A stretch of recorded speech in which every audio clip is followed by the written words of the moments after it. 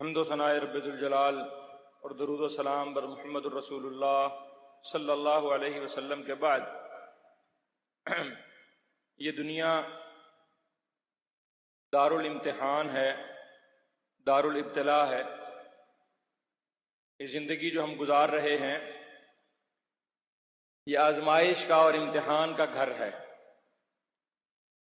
ہر بندہ امتحان سے دوچار ہے۔ ظاہر دکھنے میں وہ خوشحال ہو، امیر ہو، صحت مند ہو تو یہ ساری نعمتیں بھی اس کے لیے آزمائش ہیں، اور اگر بظاہر دیکھنے میں وہ بدحال ہے، پریشان ہے، بیمار ہے، دکھوں غموں کا مارا ہوا ہے تو یہ بھی اس کے لیے آزمائش ہے۔ ہر شخص آزمائش میں ہے اور ہر حال میں آزمائش میں ہے۔ کوئی شخص ایسا نہیں دنیا کے اندر جسے امتحان سے دوچار نہ ہونا پڑے، جسے مشکلات سے دوچار نہ ہونا پڑے۔ اللہ تعالیٰ نے قرآن مجید میں فرمایا لَقَدْ خَلَقْنَا الْإِنسَانَ فِي كَبَدٍ، انسان کو ہم نے پیدا ہی مشکل میں کیا ہے۔ لَتَرْكَبُنَّ طَبَقًا عَنْ طَبَقٍ، ہر روز انسان ایک نئی مشکل سے دوچار ہوتا ہے۔ ضرور بضرور ہم انسان کو جو زندگی گزارے گا ہم اس کو ایک امتحان کے بعد دوسرے کے بعد تیسرے امتحانوں سے گزارتے رہیں گے۔ اور دوسری جگہ فرمایا اولا یرون انہم یفتنون فی کل عام مرۃ او مرتین، کیا تم دیکھتے نہیں، غور نہیں کرتے کہ ہم تمہیں آزماتے ہیں، ہر سال آزماتے ہیں، سال میں ایک مرتبہ یا دو مرتبہ۔ یعنی انسان کو آزمائشیں آتی رہتی ہیں، پے در پہ آتی رہتی ہیں۔ جوں جوں انسان زندگی کی منزلیں طے کرتا رہتا ہے ویسے ویسے اس کی مشکلات اور اس کی ذمہ داریاں، اس کی آزمائشیں بڑھتی جاتی ہیں۔ بڑی ہی بھول ہوتی ہے انسان کو، بے وقوفی کی بات ہوتی ہے۔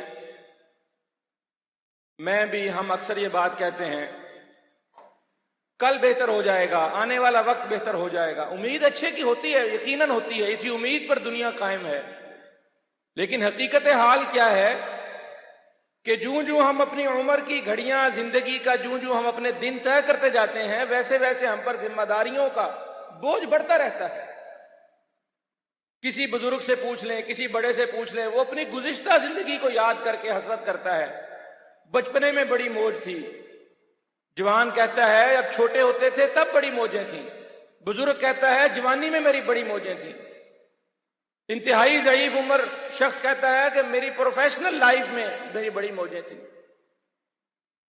کیوں کہ جوں جوں اس نے عمر گزاری اس کو احساس ہوا کہ میرے پاس آنے والا ہر لمحہ وہ ایک نئی آزمائش لے کر آ رہا تھا، ذمہ داریوں کا ایک نیا انبار لے کر آ رہا تھا۔ ان ذمہ داریوں، مشکلوں، پریشانیوں، آزمائشوں کے اندر دونوں صورتوں میں، آسائشیں ہوں تو بھی امتحان، آزمائشیں ہوں تو بھی امتحان، ان دونوں صورتوں میں بندہ مومن، صاحب ایمان، اللہ پر یقین رکھنے والا، کلمہ پڑھنے والا، محمد رسول اللہ صلی اللہ علیہ وسلم کا امتی، اس کا معاملہ فرق ہوتا ہے دونوں صورتوں میں۔ کافر، اس کو نعمتیں مل جائیں اللہ کو بھول جاتا ہے۔ بے ایمان شخص جس کا ایمان کمزور ہے، جس کا اللہ پر یقین، اعتماد، توکل کمزور ہے، یا جو مسلمان نہیں، جس نے آخرت کو نہیں سمجھا، دنیا کی حقیقت کو نہیں سمجھا، اس کی کیفیت کیا ہے؟ اس کو نعمتیں مل جائیں تو وہ سب کچھ بھول جاتا ہے، متکبر ہو جاتا ہے، مغرور ہو جاتا ہے، قارون بن جاتا ہے، فرعون بن جاتا ہے، اپنے رب ہونے کا دعویٰ کر دیتا ہے، اپنے مال کو، اپنی صلاحیتوں کے بلبوتے پر سمجھتا ہے میں نے تو خود محنت کی، کھایا کمایا، اس میں اللہ کا کیا ہے۔ اگر آزمائش آ جائے کافر پہ، بے ایمان پہ، کمزور ایمان والے پر، تو جزا فضا شروع کر دیتا ہے، رونا پیٹنا شروع کر دیتا ہے، ہاہاکار مچا دیتا ہے۔ اللہ کو مانتا ہو تو اللہ پر تان شروع کر دے گا، اور جو اللہ کو نہیں مانتا وہ لوگوں کے گلے شکوے شروع کر دیتا ہے۔ ہم نے اپنی زندگیوں میں، آپ نے بھی دیکھے ہوں گے، زلزلہ آیا 2005 کا، کئی ایسے لوگ میری نظروں کے سامنے سے گزرے، کچھ اللہ کے بندے بھی تھے جو تکلیف پر صبر، امتحان اور آزمائش سمجھ کر، اس کی حکمتوں کو سمجھ کر تبدیلی، توبہ استغفار کی طرف، اللہ کی طرف رجوع کی طرف آ رہے تھے۔ کچھ ایسے بھی تھے جن کا تکیہ کلام ہی یہ بنا ہوا تھا، بات بے بات سانو اسی اللہ نو لدے سا، اللہ نو اسی نظر آئے سا، اے ساری مصیبت ساڑھے تے نازل ہونی سی۔ اس طرح کی باتیں اکثر زندگیوں میں ہم دیکھتے ہیں۔ کسی کا کوئی پیارا فوت ہو جائے، کوئی تکلیف آ جائے، وہ اس طرح کے کلمات منہ سے نکالتے ہیں، بیماری نے تو ساڈا کار ہی دیکھ لیا ہے، اللہ تو ساڈے کار ہی اے مصیبت لے آنی سی۔ یہ کلمات، یہ جملے نا امیدی والے، کفران نعمت والے، بے صبری ناشکری والے، یہ بھی مومن کا طریقہ نہیں۔ آپ صلی اللہ علیہ وسلم نے کہا عجبا لامر المؤمن، مومن صاحب ایمان بندہ مومن، اس کا معاملہ بڑا ہی مختلف ہے، بڑا ہی عجیب ہے، نرالا انداز۔ ان اصابت ضراء صبر وان اصابت سراء شکر، مصیبتیں بھی آئیں گی، آسانیاں بھی آئیں گی، اللہ دونوں طرح سے آزمائے گا، دے کر بھی آزمائے گا، لے کر بھی آزمائے گا۔ جب اللہ اس کو دے دیتا ہے وہ شکر گزار بن جاتا ہے، جب اللہ اسے لے لیتا ہے تو وہ صابر بن جاتا ہے۔ اس صبر اور شکر کے درمیان دونوں طرح کی نعمتوں سے آزمائے اللہ تو وہ شکر کرتا ہے، پریشانیوں سے آزمائے اللہ تو وہ صبر کرتا ہے۔ یہ ہے مومن کا طریقہ۔ آپ صلی اللہ علیہ وسلم نے فرمایا لم یبقى من الدنیا الا بلاء وفتنہ۔ او بھائی اس حقیقت کو خوب سمجھ لو، دنیا میں کچھ بھی باقی نہیں بچا سوائے فتنے اور آزمائش۔ اس دنیا میں ہے ہی کیا؟ دنیا کی حقیقت کیا ہے؟ دنیا کی حقیقت ہی اصل میں بلاء، ابتلا، و فتنہ اور فتنہ۔ مال ہے تو فتنہ، اولاد ہے تو فتنہ، صلاحیتیں ہیں تو فتنہ، اور نعمتیں ہیں تو فتنہ، اگر ان کو صحیح استعمال نہیں کر رہا۔ اللہ ان سے آزما رہا ہے، اللہ چیک کر رہا ہے کہ اس کو میں نے دیا ہے یہ کیسے برتتا ہے، اور اس سے میں نے لے لیا ہے تو اس کا کیا رویہ ہے۔ اب میرے بھائیوں، یہ جو مومن کا معاملہ ہے، ان امر المؤمن کلہ لہ خیر، یہ جو اللہ کے نبی صلی اللہ علیہ وسلم نے فرمایا کہ مومن کا ہر معاملہ ہی خیر والا ہے، یہ تب ہوگا نا جب ہم سمجھیں کہ ان آزمائشوں کی حقیقت کیا ہے، اس میں حکمت کیا ہے۔ اللہ تعالیٰ جب بندے سے محبت کرتا ہے نا، اللہ کے نبی صلی اللہ علیہ وسلم نے کیا فرمایا، اذا احب اللہ عبدا او قوما، اللہ کسی بندے سے یا کسی قوم سے محبت کرتا ہے، ابتلاہ، اس کو اللہ تعالیٰ آزمائش میں ڈال دیتا ہے۔ گویا ان آزمائشوں میں بڑی بڑی حکمتیں ہیں، اللہ کی محبت کی بھی دلیل ہے۔ جس بندے کے ساتھ اللہ کا تعلق اچھا ہو، جس بندے کی اللہ کو فکر ہو، اللہ کو جس بندے سے محبت ہو، اذا احب اللہ عبدا، اللہ جس بندے سے محبت کرے یا اللہ جس قوم سے محبت کرے، اللہ اس کو ابتلا میں، آزمائش میں ڈال دیتے ہیں۔ کیوں؟ اللہ چیک کرنا چاہتے ہیں کہ اس پر راضی کون ہے۔ فمن رضی فلہ الرضا، جو اس پر راضی ہو جائے اللہ اسے راضی، فمن سخط فلہ السخط، جس نے منہ بنایا ناراضگی کا اظہار کیا اللہ اسے ناراض۔ تو مومنوں کو، اہل ایمان کو یہ سمجھنا چاہیے کہ یہ جو آزمائشیں ہیں، اللہ نے قرآن مجید میں بارہا ان باتوں کو بیان کیا، وَلَنَبْلُوَنَّكُمْ بِشَيْءٍ مِّنَ الْخَوْفِ وَالْجُوعِ وَنَقْصٍ مِّنَ الْأَمْوَالِ وَالْأَنفُسِ وَالثَّمَرَاتِ۔ زندگی اس طرح سموتھ نہیں گزرے گی، اس میں مشکلات آئیں گی طرح طرح کی، ہر بندے کے اوپر مختلف طرح کی،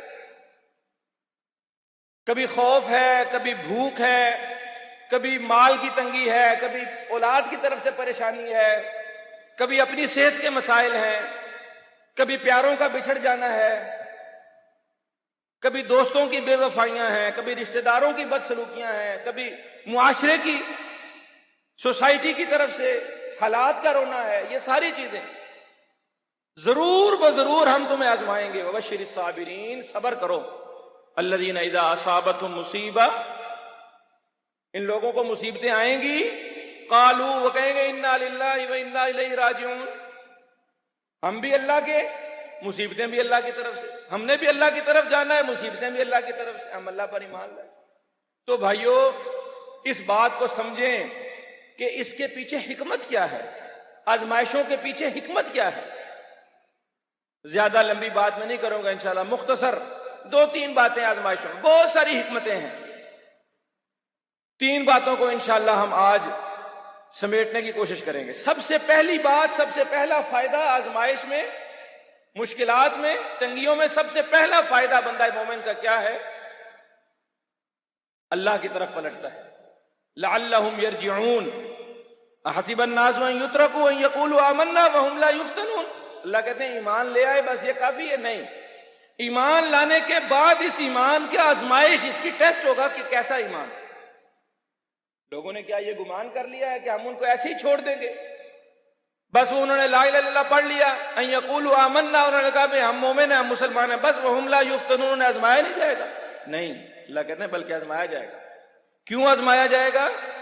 اس لیے وَلَنُذِيقَنَّهُم مِّنَ الْعَذَابِ الْأَدْنَىٰ دُونَ الْعَذَابِ الْأَكْبَرِ لَعَلَّهُمْ يَرْجِعُونَ. وہ بڑے عذاب سے بچ جائیں.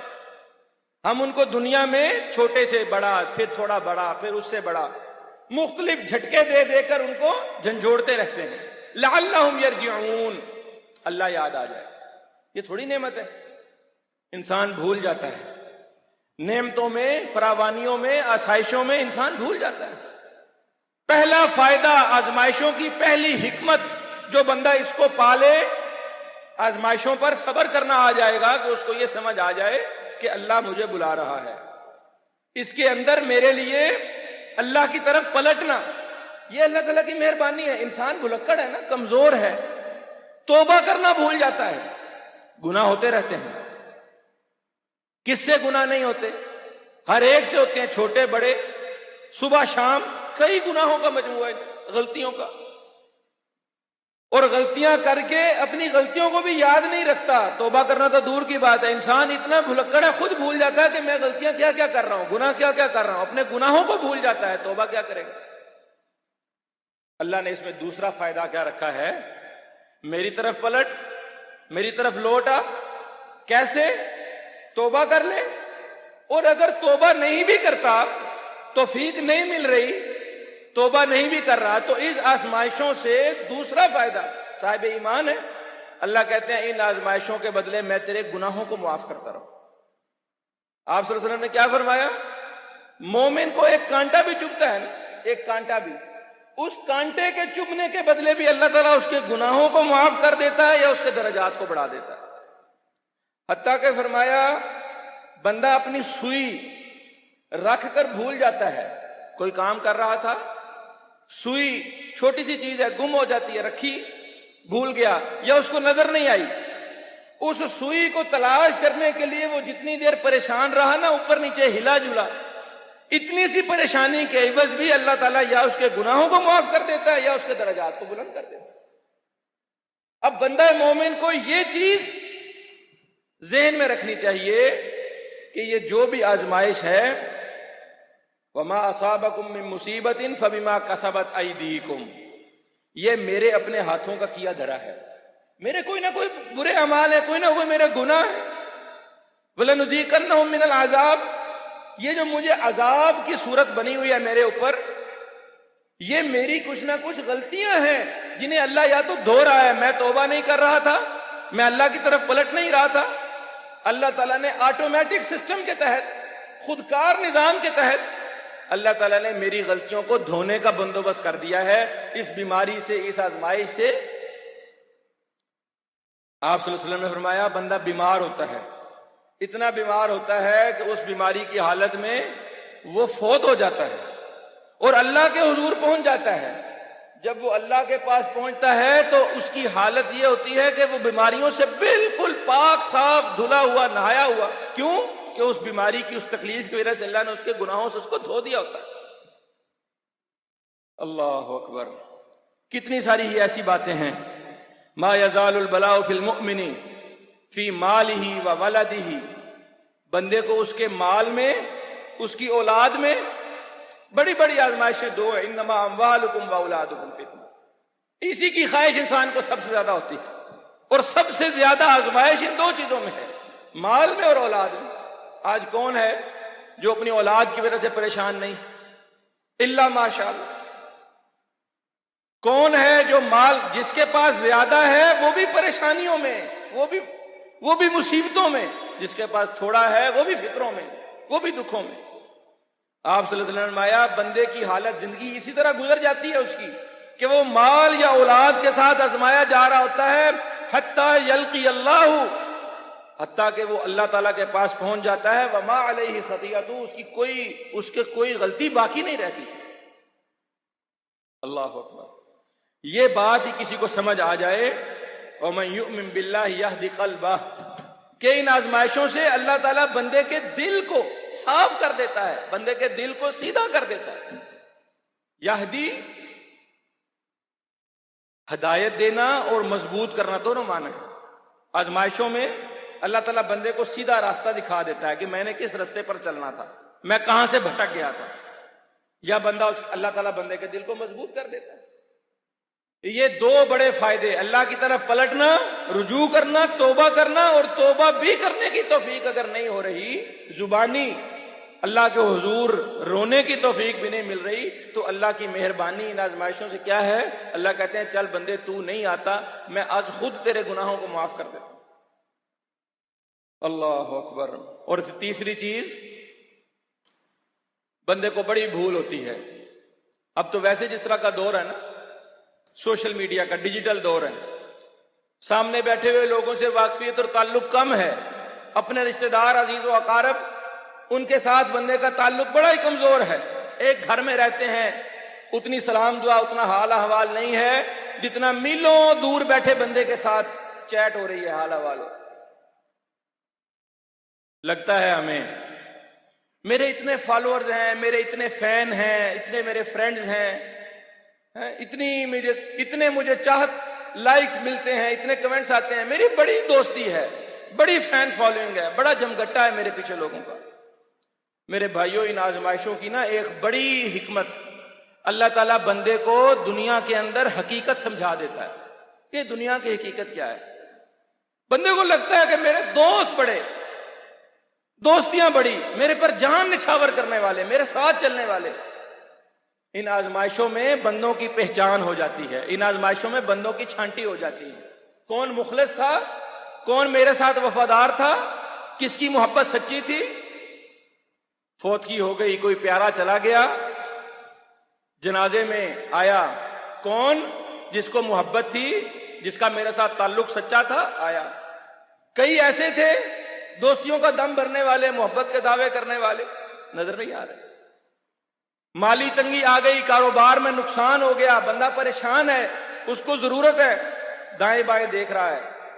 وہ جو کہتے تھے ساڈے لائق کوئی خدمت ہوئے، کوئی میرے لائق حکم ہو، وہ اب نظر نہیں آ رہے. اب اس کو پتا چلتا ہے کہ میرے ساتھ حقیقت میں کون تھا، میرا اصل دوست کون تھا. کل الناس اخوان فی الرخاء. جب بندہ مستی میں، موج میں، آسانی میں، آسائش میں ہوتا ہے نا، ہر کوئی بھائی بنا ہوتا ہے. کل الناس، سارے انسان، اخوان، بھائی بھائی، عربی کا مقولہ ہے. فی الرخاء، آسانیاں ہوں تو سارے ہی بھائی ہیں، مشکل آ جائے تو سارے ہی دشمن ہیں. امام شافعی کا بڑا پیارا شعر ہے. اللہ اکبر. جزا اللہ الشدائد عنا خیرا. امام شافعی کہتے ہیں ان تکلیفوں کا شکریہ، ہم اللہ کا شکریہ ادا کرتے ہیں کہ اللہ نے ہم پر تکلیفیں بھیجی، اللہ نے ہم پر آزمائشیں بھیجی. عرفت لها من عدوی و صدیقی. ہمیں پتہ چل جاتا ہے کہ ہمارا دشمن کون تھا، ہمارا سجن کون تھا. ہم تو دوستیوں کا مطلب بھول گئے ہیں. یہاں تو اصلی خونی رشتہ داریاں، یہاں تو حقیقی تعلقات نبھانے مشکل ہوئے پڑے ہیں. دوستیوں کی بات یہاں کون کرے. اسی لیے حضرت عبداللہ ابن عمر بن عاص رضی اللہ تعالیٰ عنہ وہ کہا کرتے تھے، ان کا قول ہے صحیح سند کے ساتھ، یہاں تو صحابہ کرام سے بھی لوگوں نے من گڑت باتیں، اقوال زرین کی تو کوئی سند ہی نہیں ہوتی، اور صحابہ کرام چونکہ دین کا اثاثہ اور سرمایہ ہے، جب ہم ان کے متعلقہ کوئی بات کرتے ہیں تو ثبوت کے ساتھ ہونی چاہیے. تو صحابی رسول جلیل القدر، ان کی یہ بات ہے، ان کا قول ہے. انہوں نے کہا دوستیاں کم پالا کرو، دوستیاں نبھانی مشکل ہیں، دوستیاں بنانی آسان ہے، دوست بنانے آسان ہے، دوستی نبھانی مشکل ہے، اس لیے دوست کم رکھا کرو، کم دوستیاں بنایا کرو. امیدیں بندہ زیادہ لگا لیتا ہے اور پھر دوستوں سے وہ امیدیں پوری نہیں ہوتی، پھر تعلقات بھی خراب ہوتے ہیں، پھر دراڑیں بھی آتی ہیں. اپنی استطاعت کے مطابق بھائی نبی کریم صلی اللہ علیہ وسلم دوستوں کے دوست تھے، یاروں کے یار تھے. آپ صلی اللہ علیہ وسلم کی زندگی، آپ کی سیرت طیبہ، صحابہ کرام کے ساتھ آپ کا دوستانہ، دیکھو ہر بندہ اپنی استطاعت کے مطابق مکلف ہے نا. ضروری نہیں ہے کہ ہر دوست بندے کے مطابق اس طرح سے کام ہے جس طرح وہ چاہتا ہے. میں جس بندے سے جو امید لگائے ہوئے ہوں وہی امید کے مطابق پورا اترے، نہیں. آزمانا بھی دوستوں کو کھو دیتا ہے. کسی دوست سے بندہ زیادہ امید لگا لے، اس کی پسلی بیچارے کی 5-10 ہزار کی ہے، میں کہوں شاید یہ مجھے لاکھ روپے سے میری مدد کر دے، تعاون کر دے. وہ صحت میں ماٹھا ہے، کمزور ہے، میں چاہوں کہ شاید وہ میرے ساتھ سارا دن کھڑے ہو کے مزدوری کرے. وہ دور ہے، میں امید لگاؤں کہ وہ میرے دکھ میں آ کے شریک ہوتا، نہیں ہو سکتا. استطاعت کے مطابق آپ صلی اللہ علیہ وسلم نے حضرت جابر رضی اللہ تعالیٰ جابر بن عبداللہ، والد شہید ہو گئے غزوہ احد میں، 70 صحابہ کرام کے ساتھ حضرت جابر کے والد بھی شہید ہو گئے. جابر رضی اللہ تعالیٰ نے دکھ میں، غم میں، 9 یا 12 بیٹیاں تھیں حضرت جابر کی بہنیں، 9 یا 12، 2 روایتیں. حضرت جابر تھوڑا غم ہے، تھوڑا دکھ ہے، اکیلے اکلوتے بھائی، اتنی ساری بہنوں کے، اور والد فوت ہو گئے ہیں. چہرے پر غم، دکھ، پریشانی لامحالہ آ جاتی ہے، انسان ہے. اور نبی کریم صلی اللہ علیہ وسلم نے پہچان لیا. یہ وہ جابر ہیں جن کو نبی صلی اللہ علیہ وسلم نے کہا تھا انی احبک فی اللہ، جابر تو میرا سجن ہے، جابر مجھے تیرے سے محبت ہے، اللہ کے لیے تجھ سے محبت ہے. اور جب دوست بنا لیا تو پھر اس کی کیفیت کو بھی سمجھا، چہرے سے دیکھ لیا، کہا یا جابر، اے پیارے جابر، میں آپ کے چہرے پر غم دیکھ رہا ہوں. کہ اللہ کے نبی آپ کو معلوم تو ہے کہ میرے والد نے ترکہ، وراثت، میراث کوئی اچھی لمبی چوڑی نہیں چھوڑی، مال کچھ نہیں چھوڑا، بہنوں کی ذمہ داری مجھ پر. اللہ اکبر. حضرت جابر کے ساتھ آپ صلی اللہ علیہ وسلم کے اور بھی بہت سارے پیار بھرے انداز ہیں، بہت سارے اور بھی واقعات ہیں، لیکن وہ سارے ابھی یہاں سنانا مقصود. صرف ایک بات عرض کر رہا ہوں، اس موقع پر ان کی دل جوئی کے لیے، ان کو خوش کرنے کے لیے، ان کو اطمینان دلانے کے لیے کہ استطاعت کے مطابق ہے نا، اپنے کسی دوست کی، اپنے کسی بھائی کی، اس کی پریشانی تکلیف کو جو تمہارے بس میں ہے، اچھے کلمے سے، اچھی بات سے اس کا دل مطمئن کر سکتے ہو کرو. اپنے وقت سے، اپنا وقت دے کر اس کی تنگی کو آسانی میں بدل سکتے ہو بدلو، مال سے اس کی پریشانی کو کم کر سکتے ہو کرو. نبی کریم صلی اللہ علیہ وسلم نے اس وقت ان کو تسلی دینے کے لیے ان کو کہا الا احدثک بشیء یسر، میں تمہیں ایک ایسی بات نہ بتاؤں کہ تم خوش ہو جاؤ، ایسی خبر دوں کہ جس سے تمہیں خوشی مل جائے. کہا کیوں نہیں اللہ کے نبی صلی اللہ علیہ وسلم، ضرور بتائیں. کہا جابر، تمہارے والد شہدائے احد میں سے وہ واحد انسان ہے، وہ واحد شخص ہیں جن کو اللہ تعالیٰ نے اپنے سامنے بٹھایا، اللہ نے اپنا دیدار کروایا، اللہ نے اپنے سامنے بٹھایا، اور اللہ نے ان سے کلام کیا اور کہا اے میرے بندے بتا تجھے کوئی اور چیز چاہیے، کوئی ایسی خواہش تیری جس کو میں پورا کروں. تو حضرت جابر بھی، انہوں نے بھی آگے سے خوشی سے پوچھا اللہ کے نبی پھر میرے ابا جی نے کیا کہا؟ کہا تمہارے والد نے اللہ کو کہا کہ اللہ مجھے دنیا میں واپس بھیج دے، جو مزہ تیری راہ میں شہید ہونے کا مجھے آیا وہ لطف اور وہ مزہ میں دوبارہ لینا چاہتا ہوں، دوبارہ شہید ہونا چاہتا ہوں. اور اللہ تعالیٰ نے کہا کہ یہ میرا طریقہ اور یہ میری سنت نہیں ہے کہ جو ایک دفعہ فوت ہو گیا میں دوبارہ اس کو دنیا میں بھیجوں، دوبارہ فوت ہو، یہ میرا طریقہ اور سنت نہیں. تو آپ صلی اللہ علیہ وسلم نے ان کا دکھ درد بانٹا، ان کی غم تکلیف کو دور کیا. یہ آزمائشوں کی ایک تیسری بڑی حکمت ہے کہ آزمائشوں میں ہمیں کھرے کھوٹے کی پہچان ہو جاتی ہے، دوستیوں یاریوں کی پہچان ہو جاتی ہے. اس بھول سے ہم نکل آتے ہیں کہ ہمارے دوست کتنے کھرے، کتنے کھوٹے، کتنے خالص، کتنے کچے، کتنے پکے. اس کے علاوہ بھائیوں بہت ساری آزمائشوں کے اندر حکمتیں موجود ہیں، لیکن یہ موٹی موٹی حکمتیں اگر ہم سمجھ لیں یہ ہمارے لیے فائدے کی چیز ہے. اگر ہم آزمائشوں میں اللہ کی طرف لوٹ آئیں یا ہم ان آزمائشوں پر یہ سوچ کر صبر کر لیں کہ ہمارے گناہ مٹ رہے ہیں، درجات بلند ہو رہے ہیں، یا تیسری چیز ہم اپنے دنیاوی معاملات میں یہ سمجھیں کہ اس سے اللہ تعالیٰ نے مجھے پہچان کرا دی ہے کہ کون میرے ساتھ مخلص تھا اور کون میرے ساتھ مخلص نہیں تھا۔ یہ 3 فائدے بھی چھوٹے نہیں ہیں، جبکہ اس کے علاوہ بھی بڑے فائدے ہیں۔ نعمت کی قدر آ جاتی ہے، انسان کو صحت ملی ہوتی ہے، وقت فراغت ملی ہوتی ہے، جب مصیبت آتی ہے پھر بندے کو قدر آتی ہے کہ پھر بندہ کہتا ہے اللہ اب مجھے صحت دے، میں یہ کچھ کروں گا وہ کچھ کروں گا۔ تو نعمتوں کی قدر کے لیے بھی آزمائشیں آتی ہیں۔ اللہ تعالی ہمیں ان آزمائشوں کی حکمتوں کو سمجھنے کی توفیق عطا فرمائے، ان آزمائشوں میں صبر کرنے کی توفیق عطا فرمائے۔ جتنی بھی آزمائشیں، جتنے بھی امتحانات ہر بندے کے اوپر جس قسم کے بھی ہیں، اللہ تعالی ہمیں ان سے نجات عطا فرمائے۔ اقول قولی ھذا۔